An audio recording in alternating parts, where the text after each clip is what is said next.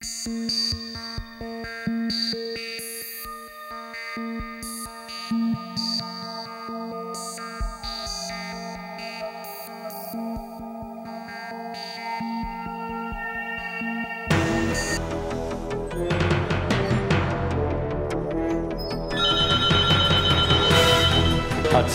I need help, my brother, he fell down the steps. Someone calls Hatzalah, sometimes very panicked. There are trained dispatchers who are triage the call. 20-year-old down a flight of steps, possible unconscious. While one dispatcher is still finishing the information, the other dispatcher is already getting on the microphone and paging out the call. He puts out the location of the call, and then it's up to the closest members to that location to respond that they are available. In their trunks, the members have AEDs, automatic external defibrillators. Paramedics carry life packs. Once they go to the scene, they determine whether more advanced life support providers are necessary. And ultimately, an ambulance will be dispatched if it's needed as well. The patient gets stabilized, medications are administered as necessary, onto the ambulance, and transported to the nearest appropriate facility.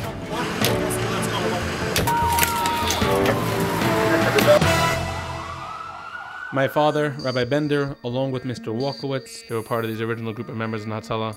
They moved here when Far Rockaway was just starting out as a small community.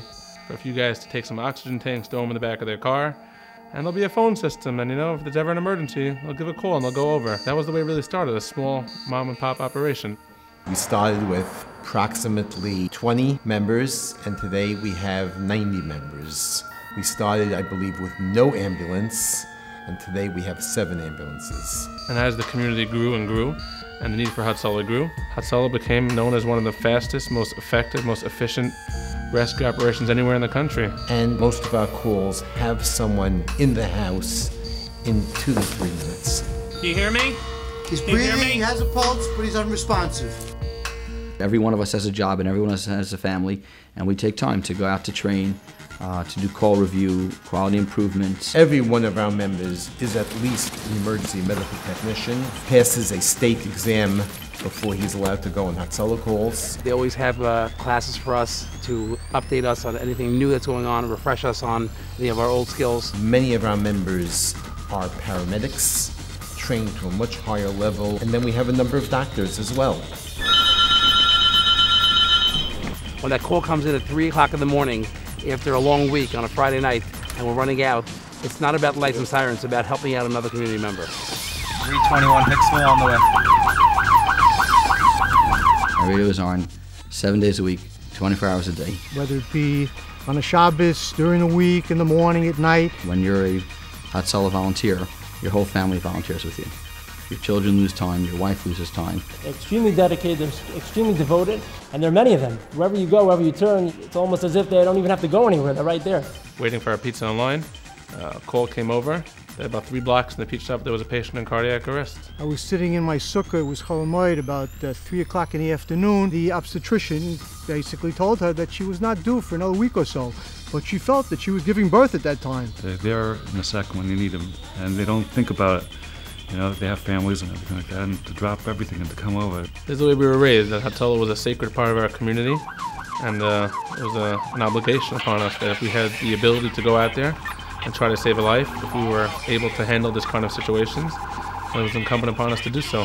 Who else do you want handling a situation of danger for you than members of Klal Yisrael? Chazal tell us that a person who saves one life is as if he has saved the entire world. We're gonna have to roll him onto the board. Okay. Just listen for lung sound. I'll take over, she's fine. And I would dare say that every single one of our members has saved countless lives. I was sitting on the couch with my dad, and we were just talking, and my dad just fell over on the couch. I just called for my mom right away to look.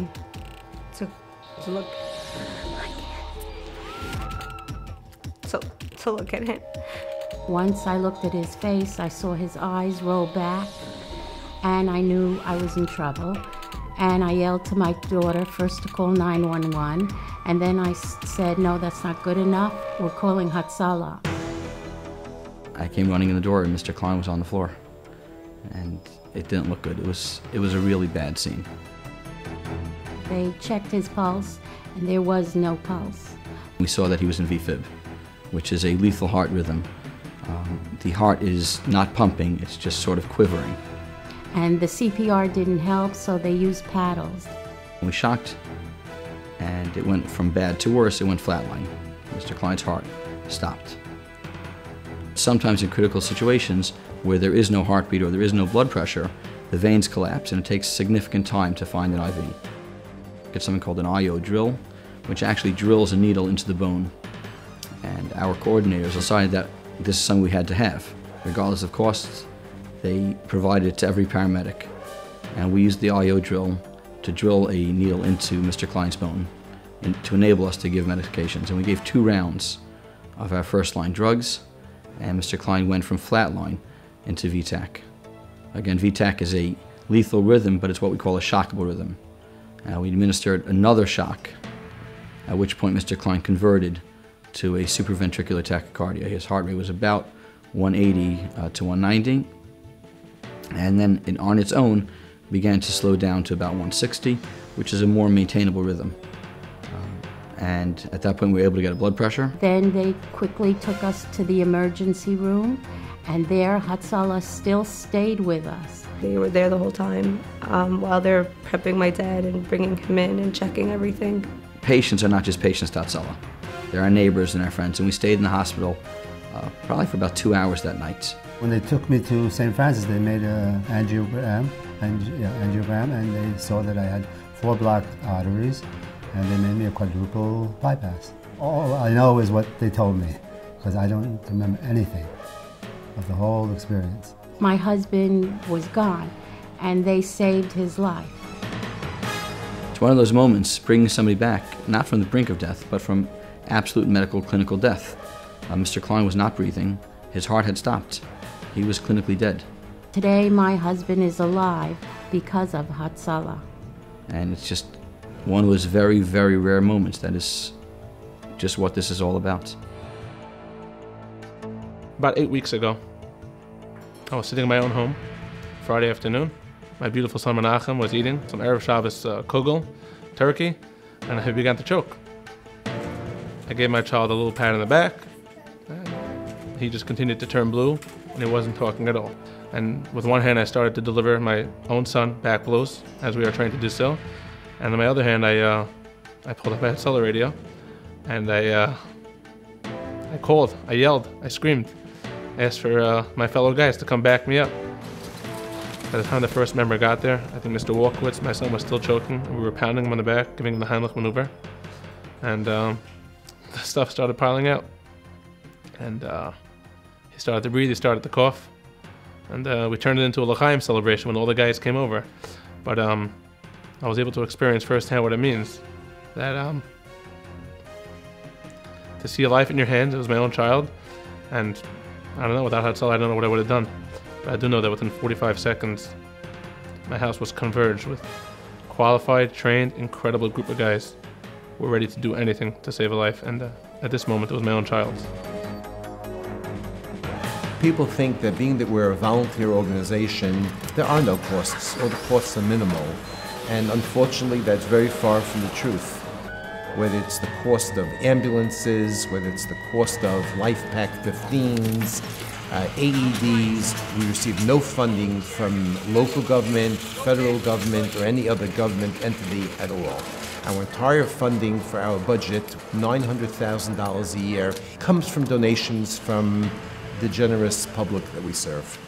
Our members have one desire, and that is to save lives. Without ambulances, without LifePaks, without radios, without insurance, without drugs, we can't do our job. There actually are a number of life-saving pieces of equipment out there that we would like to own, but we can't afford to own. If our public, if the people we serve understand this and want to say thank you to our members, the biggest thank you they can give our members is to continue to make it possible for our members to save more and more lives. We all have an incredible, incredible security blanket. If it wasn't for Hatzalah, I wouldn't be here. Thank you, Hatzalah, for everything you did for my dad and for my family. We take it for granted till it finally hits home, and it did hit our home. And they're a valuable asset to the community, and we cannot live without them.